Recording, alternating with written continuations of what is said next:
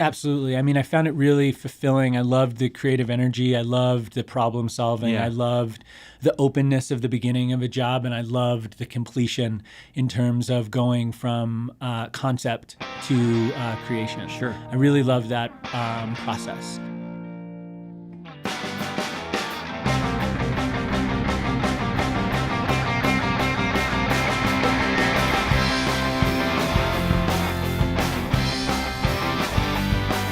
This is A New Angle, and I'm your host, Justin Angle, marketing professor at the University of Montana. This podcast is my chance to speak with cool people doing awesome things in and around the great state of Montana. All right, welcome back. Thanks for tuning in. This week, we get the chance to sit down with Ben Ferencz. Ben is a super interesting guy, a great friend, graduate of the University of Montana's marketing program, a local entrepreneur. He is the co-owner, co-founder of FairEnds. They make kind of really beautiful accessories, including hats. You've probably seen them around town. Their hats have no branding on them, which is a really interesting part of the story that we get into with Ben today. Ben has taken kind of a crazy path to where he is today. Lives up in St. Ignatius with his kids on a farm that his wife operates, and runs his business with a partner from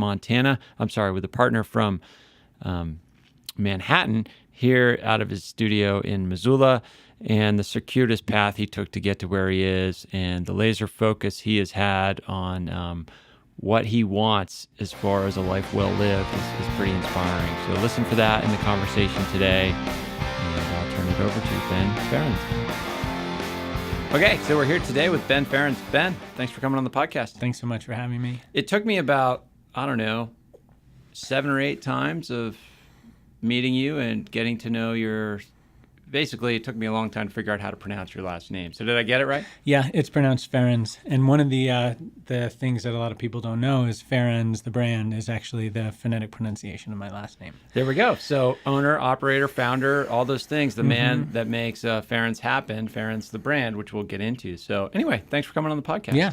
So we'll get into bio a bit, but what year did you graduate from University of Montana? Okay, so 2000 graduate, and then done a lot of interesting things since then. But let's basically set it up with, why does a guy from New York State, kind of an East Coast guy, decide to go to college in Missoula, Montana? Yeah, I mean, I wish that I had a more romantic and interesting story, but really what brought me to Montana was the mountains. There's probably nothing more romantic than that, in my view. Maybe so. I was not, interested in a specific program. I wasn't interested in a specific area of study. I really just knew that I wanted to be in the mountains, and I desperately tried my first attempt when given the opportunity to leave the house for college, but was not able to really persuade my parents to let me go across the Mississippi. So I spent a year in upstate New York at a terrible school. That shall not be named. That shall not be named. Out of respect. Yes. And with the promise from my parents that if I hated it, I could transfer the following year and move west. And so the minute I had the opportunity, I did. Now, so had you had been out here on some childhood ski trips or something, like the seed had been planted for the mountains? Yeah. So I did one of those great wilderness adventure programs when I was 14. I did a 6-week program that was based in the Rocky Mountains, and it really turned me on. I couldn't believe what I was seeing, and then the following year I did a summer program in Alaska in the Talkeetnas with Knowles, and then I knew right away that there was more fun being had on this side of the Mississippi, and so I made every effort to come. Sure. So you get here, you finish up, study marketing. Yep. Study marketing, finish up, and quickly realized that I was kind of interested in the creative side of marketing, and landed on design, graphic design specifically, and started working as a designer, trying to get every opportunity that I could. Here in town at that point? Yep, here in town at that point. I did some stuff for a friend of mine who had a bike shop. Okay. He was dumb enough and nice enough to let me do ads and graphics for T-shirts, and sort of, I guess, cut my teeth with that basic application of graphic design. And then From there, went on to an internship at Black Diamond. Okay, so now you're out of Missoula. You're Now down I'm out to of Salt Missoula Lake. just for the summer, and I was there. I did some internal design stuff, but then also supported the pro purchase department. Okay. There was at the time just one person running it who desperately needed help, so I guess I was the de facto assistant of pro purchase, and that was my first real eye-opening experience into the outdoor industry as well. And I think that was kind of important for me because I was lucky enough to surround myself with some really inspiring people in the industry, in sales and marketing and design at Black Diamond.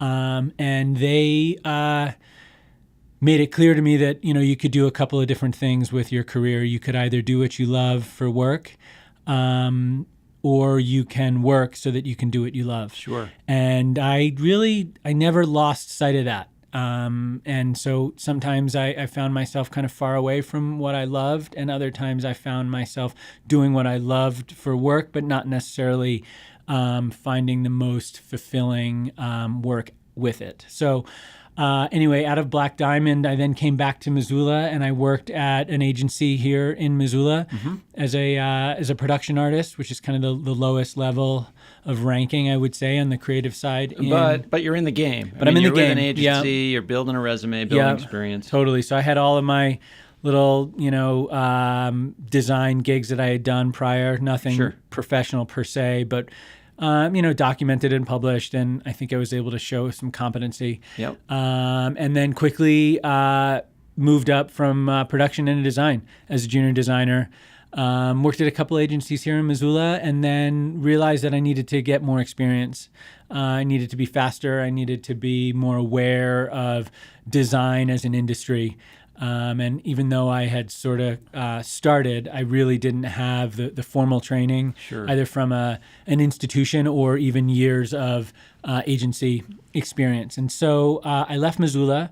Actually, before we get to the leave Missoula part, I just want to drill into, for the listener that doesn't know, and maybe for me, I might not even know enough, like what actually is design? When you say I want to be a designer, like what is the job of a designer? Yeah, so the job of a designer is to help communicate a message through graphic art. Okay. Yeah, okay. That can entail imagery, that can entail typography, it can entail color, and it can entail all of those. But really, it's a form of communication. Sure, all the variables that go into bringing that communication to life. Exactly. So you're not necessarily controlling the photography per se in terms of subject matter, but you are controlling the outcome once you have the assets. Okay. Yeah. So, all right. So I thought about going back to school for graphic design. Yeah, it seems like you're feeling like this design itch is something I want to scratch, but I need more to kind of get to where I want to go. Absolutely. I mean, I found it really fulfilling. I loved the creative energy. I loved the problem solving. Yeah. I loved the openness of the beginning of a job, and I loved the completion in terms of going from concept to creation. Sure. I really loved that process. So, I didn't go to school. I just didn't do it. I don't know why necessarily. I think I was a little intimidated by the term artist that is associated with applying to art school. Okay. I didn't feel like I really had the chops as a fine artist in terms of illustration. And I was really intimidated. And I think I was a little scared. Yeah. So I did what I knew best, which was just work. And so rather than going back to school, I got an internship in New York City as a graphic designer. Sure, School of Hard Knocks. Yeah, and so I was thrown into it, working on the Tommy Hilfiger account, exclusively supporting the team in doing anything they asked me to do, from getting coffee to sourcing obscure reference material to buying random ephemera to support the team. Really, I was all over the place. But you're learning how the craft is executed, right? Yeah, I'm learning how the craft is executed. I'm also learning a lot about presentation of concept, which has proved to be incredibly valuable. It's one thing to have a great idea. It's another thing to be able to communicate that idea before it's executed. Yeah, so talk a little bit more about that. So what are those lessons? What's that process? That process has a lot to do with research, which I love. And then it has a lot to do with understanding the landscape of who's doing what, who has done what. And then are there any images or any existing pieces that you can reference when showing this concept? Okay. You've heard the term proof of concept, right? That's kind of the initial phase of presenting a concept with the goal of getting it signed off on so that you can actually engage and you can begin to work on it. Then you can start to hire and build the team to execute. And so what are your, I mean, we could do a whole podcast about this topic, probably a whole series of podcasts about this topic, but, what are your kind of tenets that you took away in terms of, concept presentation at this point? Gosh, that's a really good question. I think what makes a good presentation is potentially the thing that is not unique to design or creativity per se. It's a human aspect. It's a human element. And it's the ability to engage. It's the ability to inspire. And it's the ability to gain trust.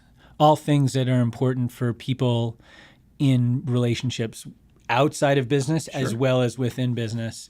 I know you and I have talked a lot about that in the class that you had me lecture in about being persuasive in giving a presentation.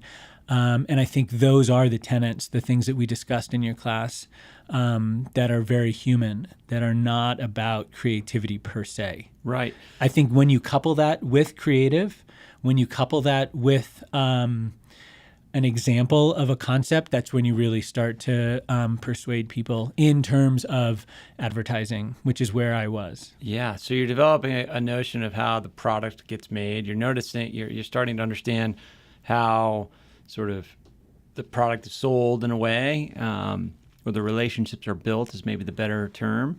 Yeah. And so then you wrap that experience and bring that back to Missoula. Is that the next step? Yeah. Decided and then, you wanted to be back here? Yep. So then I came back here for a little bit and then ultimately left again. Yeah. In this sort of ongoing struggle that I have with Missoula and with my career and with my lifestyle. Yeah. Wanting to have a fulfilling career, wanting to be inspired by creative people, and wanting to live a mountain lifestyle. Yeah. And they don't always mesh. No, that's a lot of pieces to put together there. Yeah, I feel like it's something that you and I have talked about potentially ad nauseum on early ski adventures or runs or biking.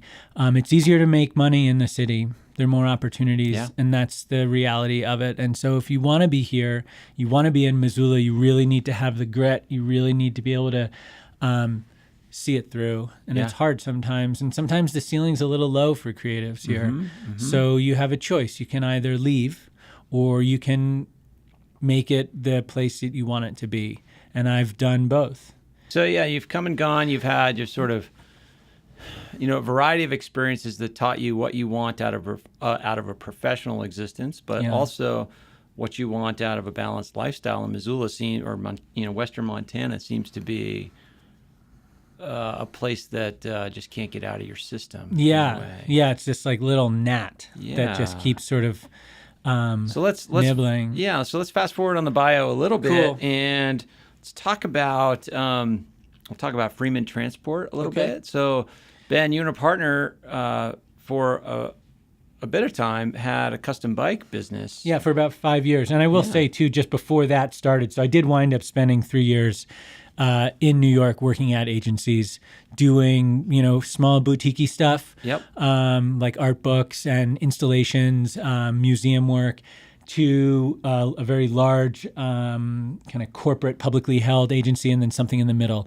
And quickly burned out. I don't know how quick 3 years is, but I was sort of done with giving up the sacrifices and missing Missoula immensely. Yeah, it's funny. Like you went from one extreme to the other. Right? To go from Missoula to, Madison Avenue is quite a transition. Yeah, and I think that that's probably indicative of my character. Yeah, I really only like it at 100. I either like, the country and the mountains 100%, or I like the city at 100%, and I don't really love the middle. Which probably explains why I'm in a town of 700 people right now in St. Ignatius. Anyway, so we started Freeman Transport really because I was looking to build something. I was looking to make something. I wanted something tangible. And I was less interested in graphic design per se and more interested in brand building and object building, if you will, industrial design. Building an actual product. Yeah, an actual product and a brand. And at that time, the internet was really just starting to hit its stride. Communication became this amazing tool for brands and marketers that was now free. And if you could build an audience, you could speak to, millions of people for very little money. Very quickly, yeah. Yeah, and so this was now around 2008, 2009. Blogger, MySpace. Yep, all these platforms. They're all just kind of popping. WordPress. And so I was really fascinated with this idea of starting something from the middle of nowhere and having a conversation on a global level. Yeah. And I don't think I really knew what I was doing, and I don't really think I knew why I was doing it, other than I was feeling like I was living in the middle of nowhere and wanting to be a part of a larger conversation. And that was the time when it could be done without any experience or skill. There were just microphones like floating around. You could just grab one and do your thing. So the ability to talk to consumers directly, or whatever kind of audience you're trying to create, but also layer upon that the ability to do commerce from any place to anyone, right? You can sell directly over this relatively new platform. Yeah. So the ability to not only communicate but also execute a sales strategy is there as well. Yeah. And it, the effort was steeped in storytelling and creativity, because that was really the only way to be compelling, was to have beautiful visuals. In a world that was so text-based, all of a sudden, you've got images just floating everywhere. Right. And storytelling was just becoming richer and richer in terms of technology. Yeah. So this, Freeman Transport. So Freeman Transport. Custom bicycle Custom company. bicycles. Yep. It was right around the time when track bikes were just exploding. Yeah. Track bikes, or, the hipster fixed gear deal you see a lot in a lot of towns. Yeah. So people were sort of seeing it as the next skateboarding, as this kind of underground subculture that was ripe for mass marketing. Unfortunately, we capitalized on it, not because we're jerks, but because we saw an opportunity, and we tried to use the track bike as the gateway drug into cycling. And so we took it upon ourselves to educate new cyclists who were coming into cycling through track bikes and fixed gears, and then show them the fun that can be had with the bicycle, whether you ride a BMX bike or a cross bike or a mountain bike or a dirt bike, BMX, whatever. We're all cyclists. And that was really what we were trying to do, was build this community through a bicycle. Something inclusive. Which is, we don't need to geek out too much on cycling, but cycling is not known for its inclusivity. Let's just leave it at that. I'll leave it at that. Yeah. So trying to build community. Yeah. Share your joy for this sport, this activity. Yeah. And we also found that there was an opportunity within cycling, because the way we were interpreting a bicycle at the time was not about fluorescent colors, and it wasn't about logos everywhere. It was much more specific for us. Fewer colors, darker colors, more of a muted thing that was much more appealing to us at the time. From a design standpoint. The painting of a bike, the decal kit, became one of the most enjoyable things that I've done in a while. There's so many variables. There's so many different ways to paint a bike. It was an awesome project, and I learned a ton. Built a business, met a lot of people that I still consider dear friends through it. And in fact was able to make friends all over the world through the bicycle and through Freeman Transport. I did that with my partner, Nathaniel Freeman, as well. It was not just me, and I couldn't have done it without him. But I learned a ton about communication in today's society with technology as a tool. So that was great. We ended Freeman Transport realizing that we were caught between a project that was too big and a business that was too small. And we didn't have an exit strategy per se. We didn't have an end goal. We just really wanted to make beautiful bikes and things. And I think we did. All right, special announcement for all of you today. You probably know that this podcast is produced out of the College of Business at the University of Montana. But what you might not know is that the college will celebrate its 100th anniversary this year. And we have a big celebration planned. On September 21st and 22nd, we'll be celebrating our centennial with a full schedule of events, and we'd love for you to get involved. It's going to be an awesome couple of days. So please check out our website, www.business.umt.edu/centennial for all the information. Hope to see you out there. It's going to be fun. That seems to be a position that a lot of entrepreneurs find themselves in, like, just to kind of focus on bicycles. Like you could make a fine living building a handful of frames by yourself, selling them directly to customers on a one-off basis. Or you could make, 10,000, 100,000 bikes a year, but the space in between is probably pretty difficult to pull off. I think so. It's like once you get into that growth model, it's hard to get off of it until you're sort of attractive to some big corporate buyer, or you've got the scale enough to do some things that would probably force you to make compromises on your design, attention to detail, and all those other characteristics that you mentioned. For sure. And one thing that just occurred to me as you were talking is that it was a very similar process to FairEnds, because we had a fixed widget, and then we were just constantly redesigning it in terms of aesthetics once we had the widget fixed. So we had a cross bike, but we could paint it 1,000 different ways. Sure. We could put different components on it. We had a road bike, same. But we were also making travel bags, and we were, working collaboratively with leather makers to do a wallet and a passport case. And, we couldn't find merchandise that we were satisfied with. So we found a factory instead and started making ball caps. And then really quickly, we understood that, there are a lot of people who can afford a $5,000 bike. We even learned that there were people who could afford a $20,000 bike. Uh-huh. But there were some people who really just wanted to be a part of the conversation and a part of the community, and they just wanted a ball cap.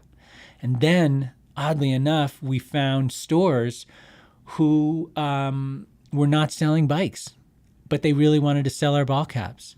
And all of a sudden, things were just kind of getting merged into one, where cycling was now a lifestyle and something that could go into a men's clothing store. Yes. And, people were riding for all sorts of different reasons. And, long story short, we sold a lot of ball caps as a bike company.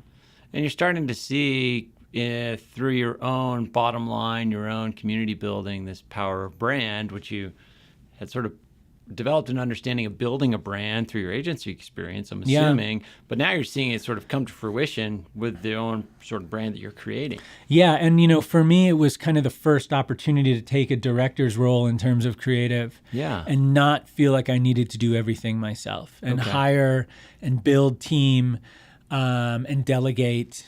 And that was really interesting for me as well. Sure. So like, for instance, for the identity for Freeman Transport, I knew I wanted it to be script.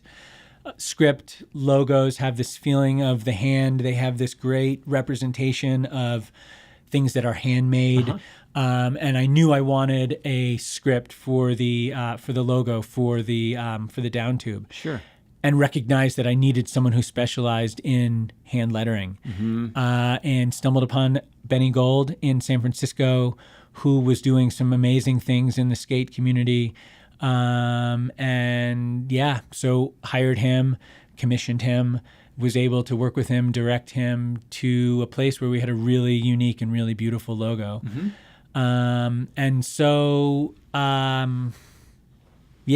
So out of Freeman Transport, it was kind of like my MBA.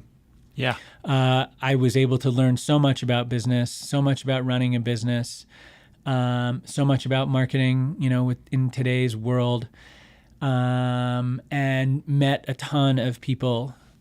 And I guess, one of the great things about business is if you've got something that you're proud of and you think that it is noteworthy, it's a great way to meet people, because all of a sudden they might know your brand before they know you as a person. That when that happens, it's really kind of amazing. It feels really flattering. It really kind of warms the ego, and all of a sudden validates who you are as a person.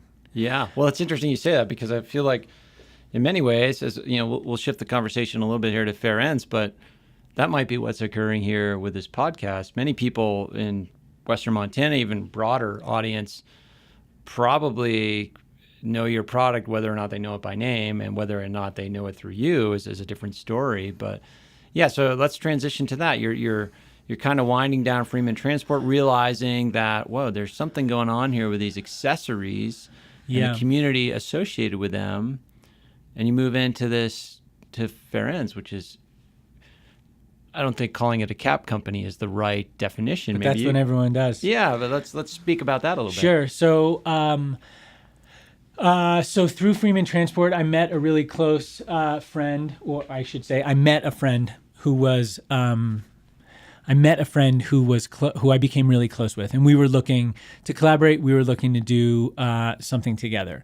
And when Freeman Transport closed and FairEnds began, we saw that as the opportunity to do a project together. Okay. And so we started Freeman Transport with an opportunity to do hats for Jack Spade and celebrate Coca-Cola's 125th anniversary. Oh, sorry, you said started Freeman. I think you misspoke there. So sorry, right. Started FairEnds. Yes. The chance to do this Jack Spade collaboration. Exactly. So we started FairEnds with the opportunity to do hats for Jack Spade celebrating Coca-Cola's 125th anniversary. That's a pretty big first opportunity. It was a big one. Had they seen the caps you were doing? Yeah, with Freeman? so we had sold Freeman Transport hats to Jack Spade. Got it. Okay. Yeah, that was one of the clothing stores that was not a bicycle store that was selling men's clothing and accessories.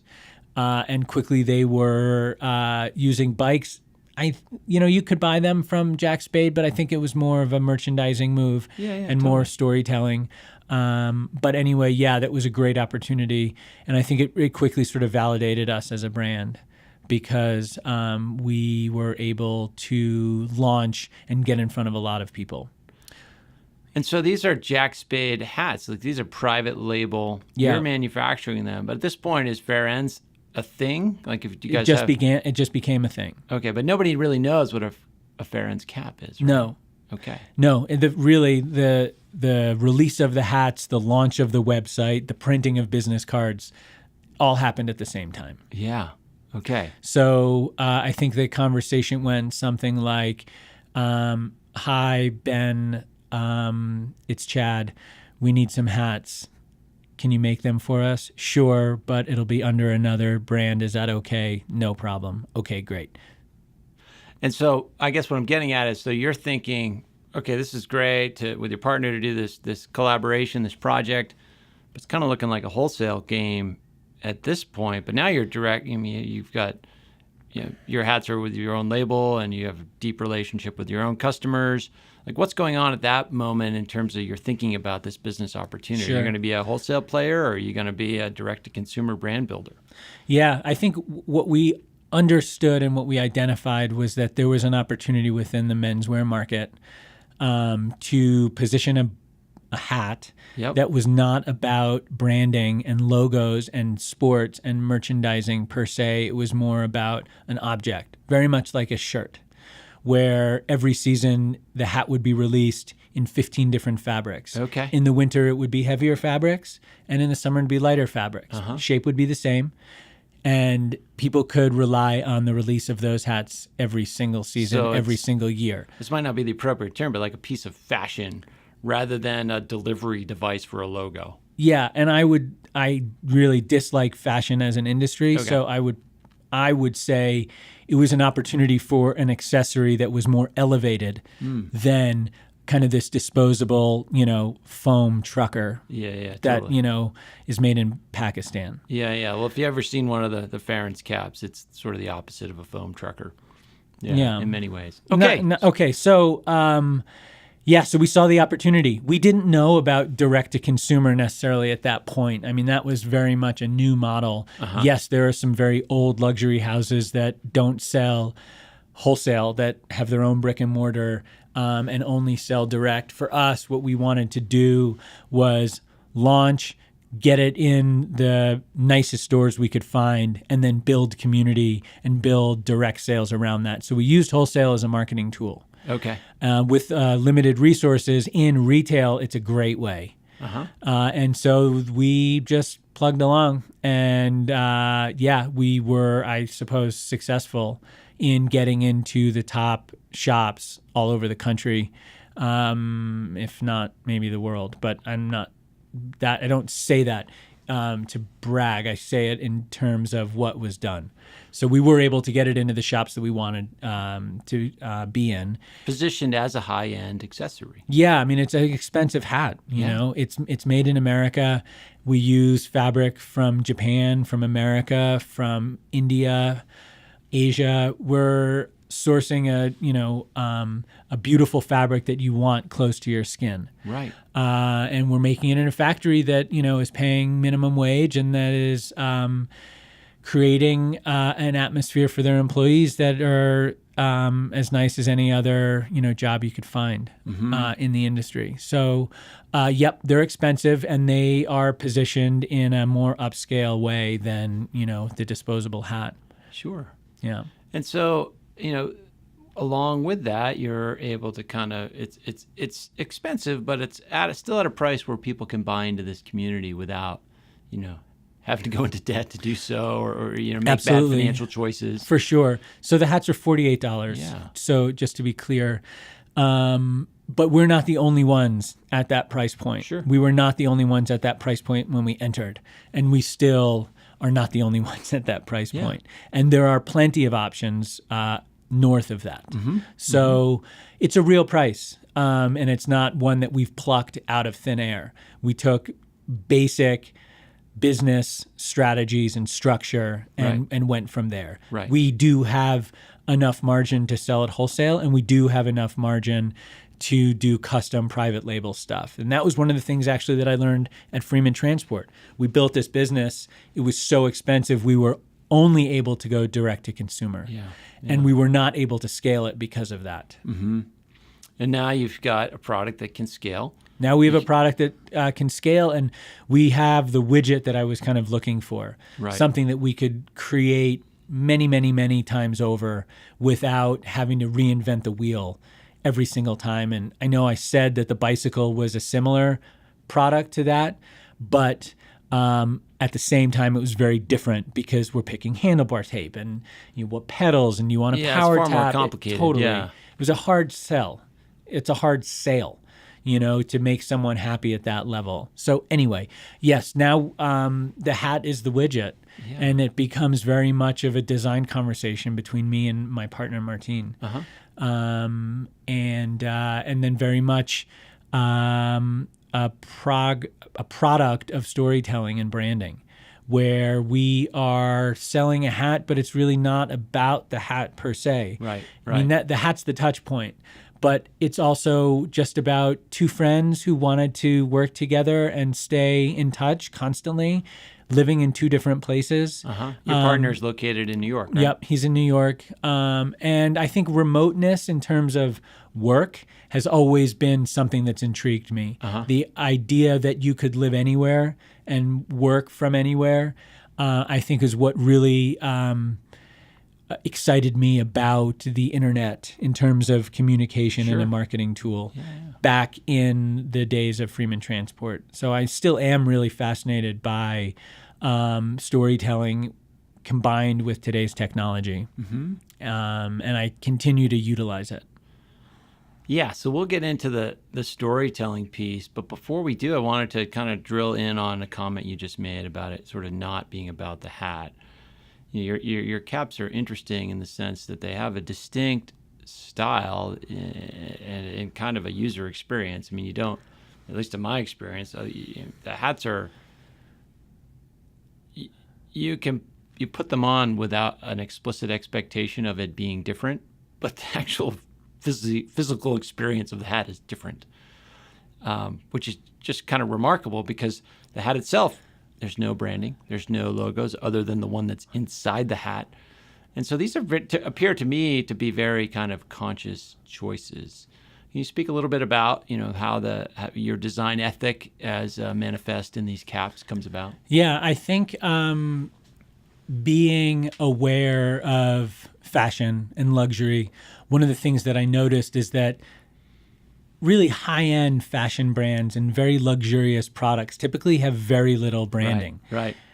And you pay for that. Yeah. And cheaper products seem to have the most branding and the most graphics and the loudest advertising that can possibly be associated with wearing someone else's product. I didn't want to be a part of that at all. I didn't want people to feel like they were doing me a favor by wearing my hat and advertising for my brand. Sure. And I also wanted people to feel like they could have a luxurious experience that was not about advertising, that was not about branding, but was, well, I guess I'm going to scratch branding because maybe it is about that. But I just didn't want people to feel like they were doing me a favor by wearing my hat. And I didn't want people to feel like they had to spend an exorbitant amount of money to have a logo-less product.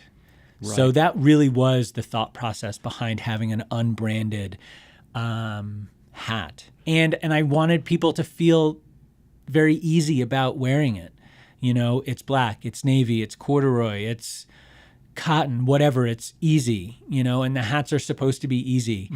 And now what we've seen is that they're so easy that children wear them and older men wear them and mothers wear them and sisters wear them and cousins wear them. Sure. And we've achieved, I think, our goal of making something for everyone.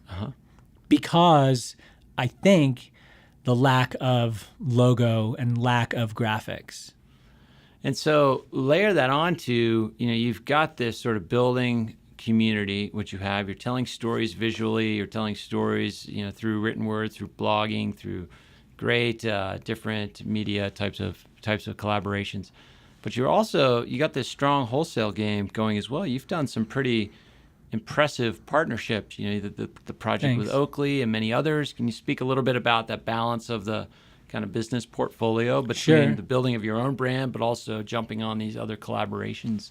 Yeah, I mean, we are really fortunate because our marketing efforts are done through collaborations with other brands. Sure. Sometimes they come to us, other times we go to them. So in the best situation, there will be a brand that we love, that we want to work with, that makes a product that we don't make, Yep. that we can contribute in terms of the production of that product, and in turn create a hat that also represents the collaboration. Yeah. So sometimes that happens and sometimes it doesn't. But what we decided is that we really want to celebrate the lifestyle that we live here in Missoula, as well as the lifestyle that my partner Martine lives. And for whatever reason, it happens to be around sports. So we ski, we bike, we run, we fish, we play soccer, we play squash. We do all sorts of random sports, and those are all fair game in terms of collaboration or entrance into those markets if we wanted to.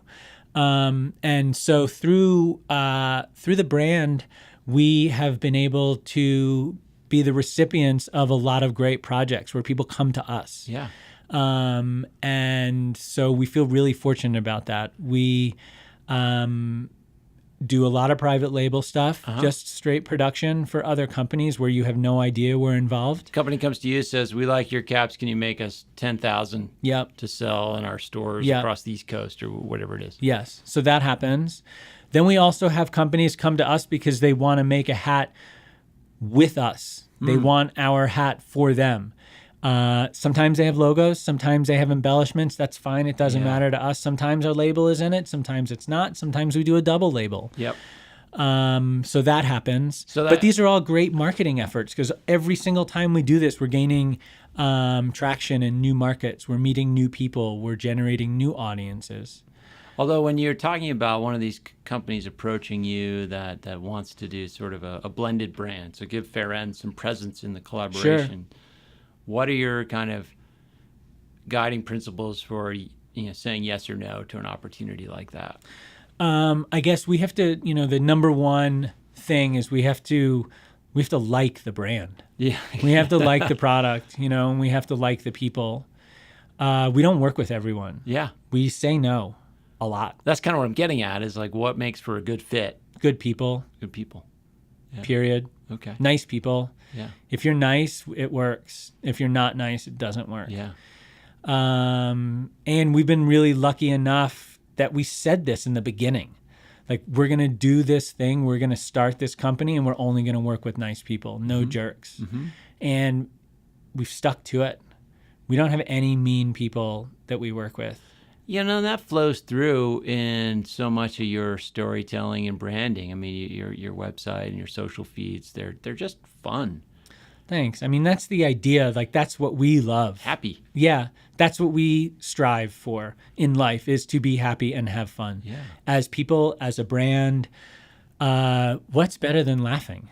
Not much. Right. I mean, so through that, like, that's why there's so much humor, and that's why there is so much fun, because that's all I want to do. Yeah. I know that's kind of the wrong thing to say in terms of business, but really that's it. And you know me on a personal level, and I don't think that's so far off. Like, if it's fun, I'm down. Yeah, I'm I don't know if open. it's necessarily the wrong thing to say. I mean, it depends on your objectives. You're not a publicly traded company. You Right. don't have, fiduciary responsibility to shareholders necessarily.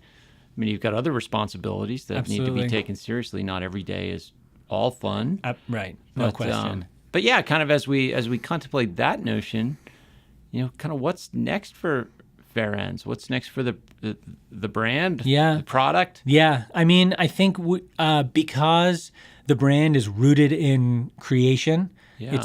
it was started by two creatives. We will continue to make stuff, Yeah. as much stuff as we can. For better or for worse, what we make really well are hats. I don't know why. Like, I don't care about hats. I mean, sometimes I wear them, sometimes I don't, but Yeah. I'm not this like closet collector. Sure. I didn't like go to hat shows. It's nothing. It's just this very strange thing that has now become associated with me. People are like, "Oh, you're Ben, you're the hat guy." hat guy. It's like, I guess. Ben's kind of rolling his eyes here. So what's next, I think, is continuing to work with great people to make great stuff. Yeah. To make people happy. I always say to people, there's always room for the next best thing. There are tons of opportunities out there for brands, for product, for people. More collaborations, more storytelling, more trips. Yeah. That's what the future holds, and I think probably a deeper connection to our customers. The times are changing a little bit with wholesale. It's a tricky market right now with wholesale, and it's in some industries it really feels like it's a race to the bottom. Interesting. What do you mean by that? Everyone is trying to sell products for the least amount of money, and I don't want to be a part of that. Yeah. I'm not saying that people should spend a lot of money on their products. What I'm saying is that probably people should buy less, fewer things of higher quality, Yeah. not more cheap stuff. Uh-huh. So I'm doing everything I can to not be a part of that. So that means the growth is potentially a little slower, and I'm okay with that. And I'm okay with letting our customers kind of let us know what they're wanting to figure out what's next for us. Right now, they're really happy with our hats. We can't seem to make enough. So we're trying to keep our inventory high, Yeah. so that people can buy hats. And at the end of the day, it's a practical product. It keeps sun off of your face. We just want to make sure that our customers are happy. Nice. Yeah. So along the lines of keeping customers happy, for those of our listeners who maybe are or are not familiar with FairEnds, how would one learn more about your product and your brand and all that? How can they find you? Yeah. So the easiest way is to go to our website, FairEnds, FairEnds.com. Same is our handle on Instagram, as well as Twitter and Facebook. And then there's a lot of press out there too that's done some great storytelling on who we are as people and who we are as a brand. And those articles are floating around, whether it's in GQ or the Wall Street Journal or the Collective Quarterly. Awesome. Well, Ben, good luck. Thanks for coming on the pod. Yeah, thanks so much for having me. All right, super fun conversation with Ben. Love what those guys are doing over at FairEnds. Beautiful product, beautiful brand. And I hope you enjoyed that conversation as much as I did.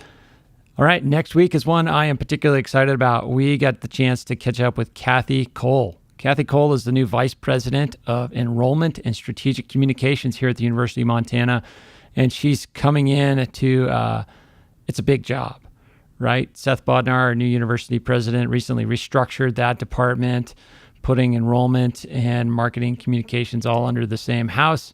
And Kathy emerged as the candidate with the most direct experience in both of those areas.